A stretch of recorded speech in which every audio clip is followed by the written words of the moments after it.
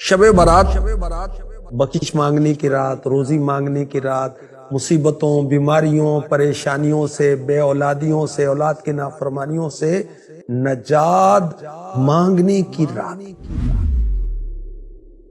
اس کے بارے میں اللہ کے حبیب صلی اللہ علیہ وآلہ وسلم نے فرمایا، جب شعبان المعظم کی 15ویں رات شب برات آئے تو اس میں عبادت کرو، دن میں روزہ رکھو۔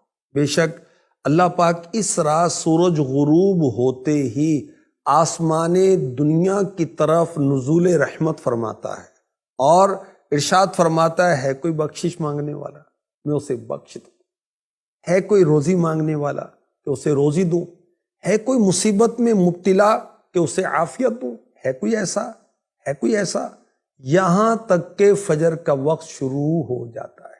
شب برات کے 6 نوافل کے بارے میں کچھ عرض کرتا ہوں۔